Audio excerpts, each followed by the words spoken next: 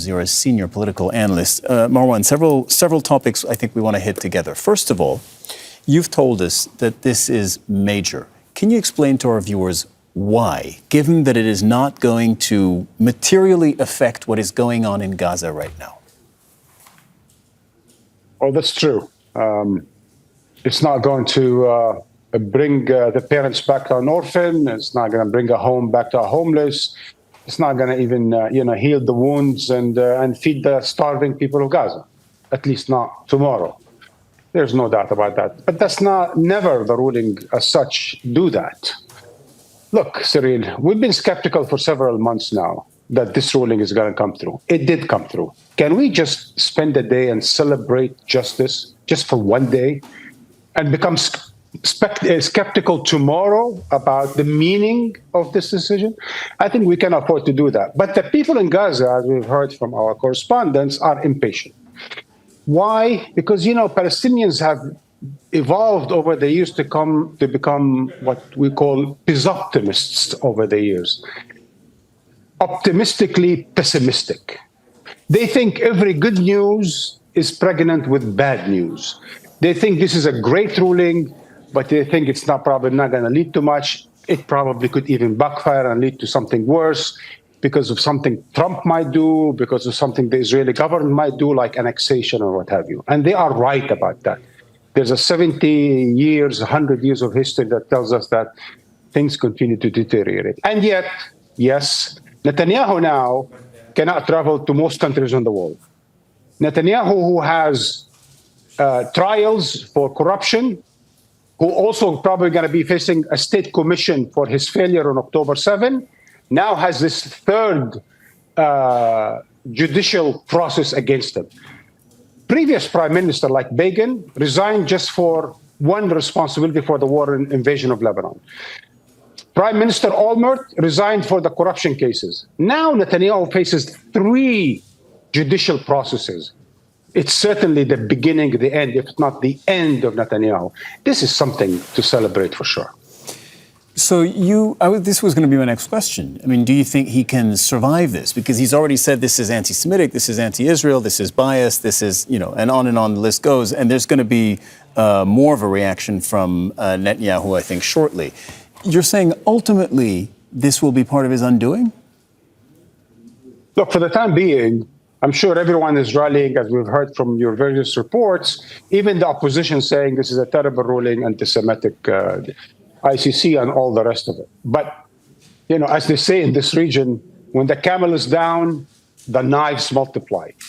Eventually, as the dust settles, we're going to see more and more dissatisfaction with Netanyahu. He won't be able to be a statesman while having 3 major judicial processes against him at the same time. Domestically, nationally, with corruption, 4 major corruption charges he's been indicted for. His trial is going to start. He's going to be facing a commission of inquiry for his role or for his irresponsibility for October 7 and now for war crimes. No statesman, it doesn't matter who, will be able to stand. Second, he's going to be hostage to Trump after January 20th. With one word from Trump, like it's time to move on, Netanyahu won't be able to stay in power for more than, days or weeks. He's that much of a hostage now to these multiple processes and certainly to the will and whim of the next American president. But talk to us a little bit more about the U.S. because they're lashing out. When I say they, there's the Biden administration, as Kimberly reported, but it's also really the Republicans who are ramping up the criticism of the ICC. And obviously the sort of the contrast here is that the U.S. officially is the defender of the international rules-based international order, that, the rule of law must be followed, international law must be followed, et cetera. But now they're actually threatening to attack an international court of justice. This is a classic case of imperial power. This is a classic case of might versus right. As cliche as this might sound, this is exactly there. We are at the moment of American might facing down international right, international law.